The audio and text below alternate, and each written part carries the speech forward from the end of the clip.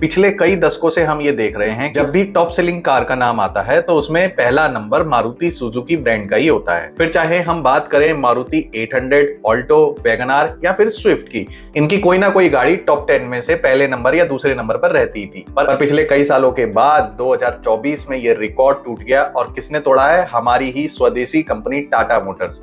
साल 2024 में टाटा मोटर्स की पंच ने बहुत ही बेहतरीन प्रदर्शन किया और 2,02,031 कारें बेच करके इतिहास रच दिया। जी हाँ, अब तक क्या हम एक्सपेक्ट करते थे कि नंबर 1 पे कौन होगा मोस्ट सेलिंग कार में? मारुति होगी, पर यहाँ पर टाटा मोटर्स की पंच ने पिछले साल यानी कि सन 2024 में सबसे ज्यादा कार बेच करके पहले नंबर की रैंकिंग को हासिल कर लिया, और वो भी स्वदेशी ब्रांड ने।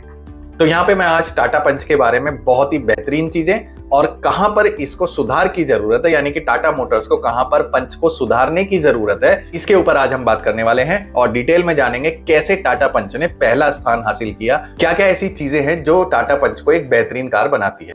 तो दोस्तों, सबसे पहले अगर मैं बात करूं इसकी स्ट्रेंथ की, किसकी वजह से टाटा पंच को इतने सारे बायर्स ने खरीदा, सबसे पहला जो पॉइंट आता है वो सेफ्टी रेटिंग आता है। यहां पर सेफ्टी के मामले में अभी तक भी टाटा मोटर्स की पंच को उसके इक्विवेलेंट यानी कि उसकी कोई भी कॉम्पिटिटर कार 5 स्टार रेटिंग के साथ टाटा की पंच को बीट नहीं कर पाई है।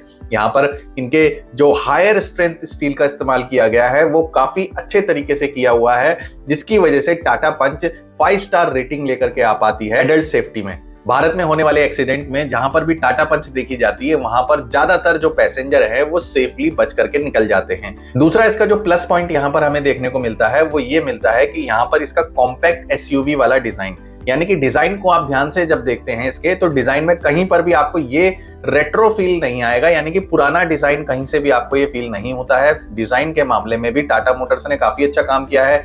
इसके एरोडायनेमिक्स वगैरह काफी अच्छे हैं। टेल लाइट की बात करूं तो उसमें भी काफी अच्छा काम किया है। तो कहीं से भी ये महसूस नहीं होता है कि भाई ये पुराना डिजाइन है या ओल्ड फैशन है, ऐसा नहीं होता है। टाटा मोटर्स के पास टाटा की नेक्सॉन भी थी, पर टाटा की नेक्सॉन लोअर बजट सेगमेंट में नहीं आती है, ये थोड़ा सा ऊपर चली जाती है। इसीलिए टाटा मोटर्स ने नेक्सॉन के बदले एक और कॉम्पैक्ट एसयूवी को लॉन्च किया जो कि सभी के बजट में आती है, जिसका नाम है टाटा की पंच। तीसरी सबसे बड़ी ताकत क्या है टाटा पंच की? इसका इंटीरियर और फीचर्स है। म्यूजिक सिस्टम की बात करूं तो हारमन कार्डन का बहुत ही बेहतरीन साउंड क्वालिटी आउटपुट के साथ आपको मिलता है। इसी के साथ साथ आपको इसमें सनरूफ भी मिल जाती है, डिजिटल इंस्ट्रूमेंट क्लस्टर देखने को मिल जाता है, काफी अच्छी विजिबिलिटी मिल जाती है। जब हम टाटा पंच को चलाते हैं तो आप कहीं ना कहीं एक थोड़ा ज्यादा कॉन्फिडेंस नोटिस करेंगे, क्योंकि यहाँ पर इसका बोनट भी आगे तक दिखाई देता है, जैसा कि एक एसयूवी में दिखाई देता है। तो एक प्रॉपर एसयूवी वाला फील यहाँ पर देती है टाटा की पंच। चौथा जो इसका सबसे बड़ी ताकत है, सबसे बड़ी स्ट्रेंथ है, वो हमारे को यहाँ पर दिखाई देता है इसका प्राइस। ये जो प्राइस पॉइंट है ये बहुत ही बेहतरीन है। 6,13,000 रुपए से शुरू होती है टाटा की पंच। इस प्राइस रेंज में आपको स्विफ्ट भी देखने को नहीं मिलेगी, वो भी थोड़ी सी ओवर प्राइस है इससे। तो यहाँ पर प्राइसिंग के मामले में बेहतरीन है, सेफ्टी के मामले में बेहतरीन है, और फीचर्स और इंटीरियर के मामले में भी कोई कमी नहीं है। चलाने में भी आपको एक एसयूवी वाला फील आता है। और इसी के साथ साथ अगला जो सबसे प्लस पॉइंट हमें दिखाई देता है वो है इसका बूट स्पेस। जी हाँ, बूट स्पेस भी यहाँ पर भर भर के दिया गया है। टाटा ने जो एक बूट का कंसर्न रहता था उसको सबसे पहले समझा और सबसे पहले दूर करने की कोशिश करी। देखिए, और कंपनीज कितने सालों से, सबसे पहले तो हम बता दें मारुति ही कितने सालों से अपनी सीएनजी कार लॉन्च कर रही है, पर उन्होंने कभी भी ये इनिशिएटिव लेने की कोशिश नहीं करी कि गाड़ी में डुअल सिलेंडर सेटअप भी लगाया जा सकता है, जिसमें कि 30-30 लीटर के 2 सिलेंडर लगा दिए जाए तो बूट स्पेस पूरा का पूरा बच जाता है और कहीं ना कहीं एक बूट का जो है कंसर्न सॉल्व होता है। तो यहाँ पर टाटा ने एग्रेसिवली इस चीज को लॉन्च किया और डुअल सिलेंडर सेटअप वाकई काबिले तारीफ है और बूट स्पेस भी पूरा बचता है। ऐसे में ये एक और बड़ा कारण बन जाता है पंच के हिट होने का। अगला जो सबसे बड़ा पॉइंट यहाँ पर दिखाई देता है, अगर हम ग्राउंड क्लियरेंस की इसकी बात करें तो 187 mm का ग्राउंड क्लियरेंस है, जो कि एक अच्छा खासा ग्राउंड क्लियरेंस है। यहाँ पर एक्स्टर का 185 mm का है,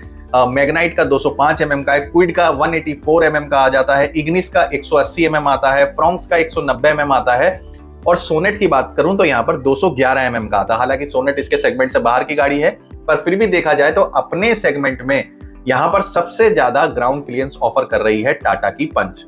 और इंजन की बात करूं तो पहले से काफी रिफाइंड हुआ है इंजन, गियरबॉक्स में भी काफी हद तक बदलाव आया है। तो टाटा मोटर्स ऐसा नहीं है कि लोगों के फीडबैक को अनदेखा कर रही है। यहाँ पर ये जो लोग फीडबैक दे रहे हैं और खुद भी वो चीजें देख रही है कि इंजन थोड़ा सा पहले से कम नॉइजी हो गया है, कम वाइब्रेशन पैदा करता है, और जो गियर लीवर पहले हिलता रहता था, जो वाइब्रेट होता था, वो भी बंद हो गया है कहीं हद तक। तो इंजन भी काफी अच्छा इन्होंने रिफाइंड करने की कोशिश करी है। और देखिए, कोई भी कंपनी हो, टाइम लगता है R&D में, एक परफेक्ट इंजन को बनाने में काफी समय चला जाता है। मारुति इसमें पहले से ही ट्रेंड है, काफी लंबे समय से वो कार बना रही है और आपने देखा भी होगा इनका 1.2 लीटर का जो 4 सिलेंडर इंजन है काफी लंबे समय से चला आ रहा है, जिसमें आज तक R&D कर रही है।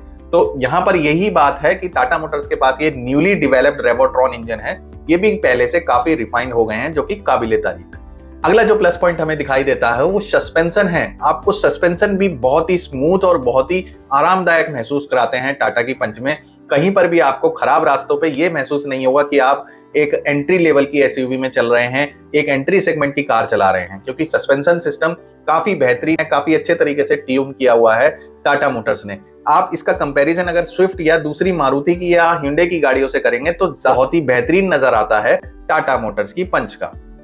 यहाँ पे टाटा पंच मैंने बहुत ज्यादा तो नहीं चलाई है, पर हाँ 2 से 3 बार मैंने यहाँ पर ड्राइव किया है। तो यहाँ पर इसका स्टीयरिंग भी आपको बहुत ही स्मूथ देखने को मिलेगा, क्योंकि इलेक्ट्रिक पावर स्टीयरिंग का इस्तेमाल किया है, जो कि काफी ज्यादा स्मूथ है चलाने में। तो चलिए, ये तो हो गई इसके स्ट्रेंथ की, इसकी ताकत की बात कि किस वजह से टाटा पंच बिक रही है।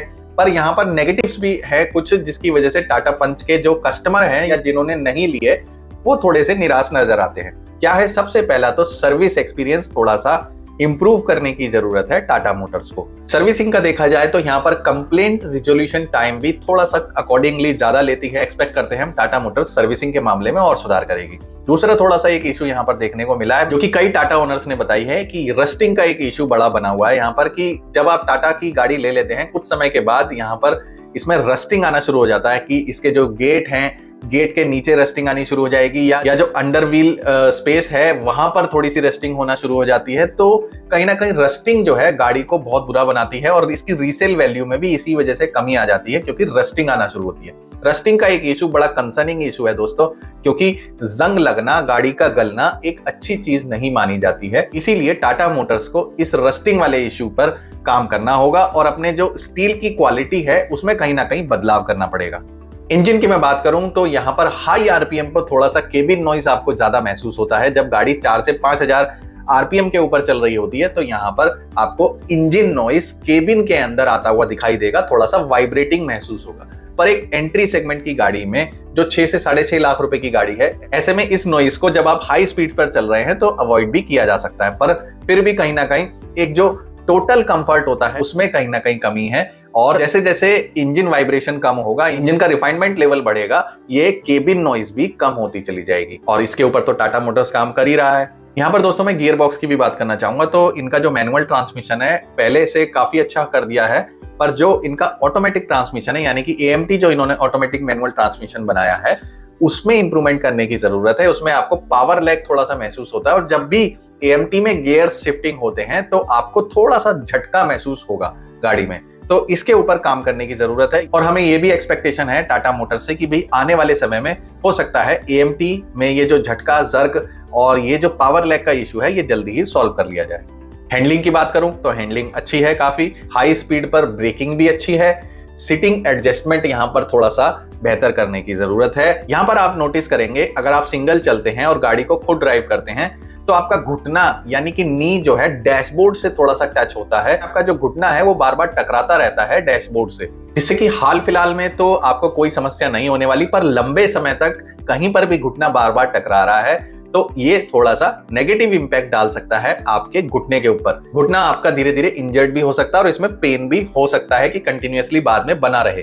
तो इसीलिए सीटिंग एडजस्टमेंट थोड़ा सा और सुधारने की जरूरत है। बहुत ज्यादा तो नहीं, पर हाँ थोड़ा सा सीटिंग एडजस्टमेंट सुधारा जा सकता है, जिससे कि ये समस्याएं दूर की जा सके। यहाँ पर एक नेगेटिव इंपैक्ट और देखने को मिला है टाटा की पंच में कि सिटी ट्रैफिक में यहाँ पर माइलेज का कंसर्न कई लोगों ने मुझे नोटिस कराया है। तो सिटी ट्रैफिक में माइलेज की कमी देखने को मिलती है। यहाँ पे 12-13 का या 14 तक का ही माइलेज आपको मिल पाता है। हालांकि दूसरी कार्स भी बहुत अच्छा माइलेज नहीं देती है, सिटी ट्रैफिक में थोड़ा माइलेज कम ही हो जाता है, पर हम एक्सपेक्ट कर रहे हैं कि यहाँ पर 16-17 का अगर भी माइलेज मिलता है तो काफी अच्छा रहता। तो ये एक थोड़ा सा डिसअपॉइंट करता है टाटा पंच के बायर को। एक और इंपॉर्टेंट पॉइंट मैं यहाँ पर बताना चाहूंगा कि यहाँ पर जब आप CNG वेरिएंट इसका लेते हैं तो कहीं ना कहीं आप नोटिस करेंगे जब आप लॉन्ग ड्राइव पर चलते हैं तो ये बीच बीच में पेट्रोल भी इस्तेमाल करती है, यानी कि पेट्रोल भी यूज करती है।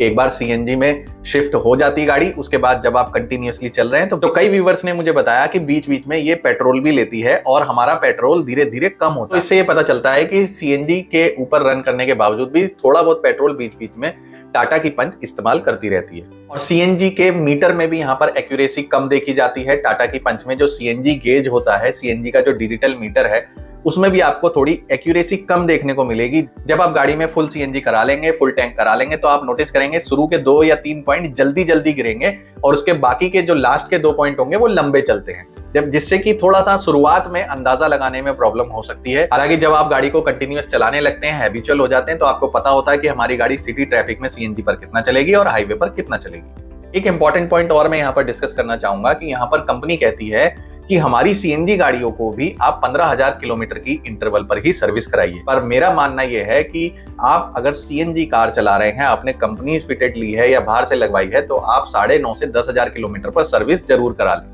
सर्विस में क्या, इंजन ऑयल जरूर चेंज कराइए, ऑयल फिल्टर को भी जरूर चेंज कराएं और इसी के साथ साथ एयर फिल्टर का खासा ध्यान रखें आप कि इसमें बहुत ज्यादा डस्ट जमा ना होने पाए, क्योंकि जब तक गाड़ी को अच्छी ऑक्सीजन, अच्छी क्वालिटी की ऑक्सीजन O2 नहीं मिलेगी तो गाड़ी कहीं ना कहीं दब सकती है, गाड़ी का माइलेज भी कम आ जाता है, उतने अच्छे तरीके से इग्निशन नहीं हो पाता है। तो इसीलिए बीच बीच में आप एयर फिल्टर को एयर से क्लीन करा सकते हैं, या फिर इसका जो एयर फिल्टर है वो हर 10,000 किलोमीटर पे आप चेंज भी करा सकते हैं, बहुत ज्यादा एक्सपेंसिव नहीं आता है। अब बात कर लेते हैं फाइनली कंक्लूजन की कि भाई इतने सारे नेगेटिव हैं और इतने सारे पॉजिटिव भी हैं, तो क्या हमें टाटा की पंच के ऊपर जाना चाहिए? तो यहाँ पर फाइनली देखा जाए प्राइस के हिसाब से और फीचर्स के हिसाब से, सेफ्टी के हिसाब से, आप टाटा की पंच को बिना किसी संदेह के कंसीडर कर सकते हैं। बूट स्पेस भी इसका एक इंपॉर्टेंट पॉइंट हो जाता है। टाटा ने सचमुच में अपनी गाड़ियों में काम किया है पहले के मुकाबले। पहले की आप टाटा की टियागो चला लें और अब की चला लें, दोनों में बड़ा फर्क है। और यहाँ पर सर्विसिंग का आप थोड़ा ध्यान रखिएगा। अगर आप सीएनजी वेरिएंट ले रहे हैं या बाहर से सीएनजी लगवा रहे हैं तो सर्विस इंटरवल 9.5 से 10,000 किलोमीटर का ही रखिएगा। टाटा की पंच के लिए कुछ बेहतरीन सेमी सिंथेटिक और फुली सिंथेटिक इंजन ऑयल की लिंक मैं डिस्क्रिप्शन बॉक्स में दे दूंगा, आप चाहें तो वहां से जाकर के भी परचेज कर सकते हैं। तो कैसी लगती है आपको टाटा की पंच, बताइएगा जरूर कमेंट में। दोस्तों इस वीडियो में इतना ही, आपका बहुत बहुत धन्यवाद।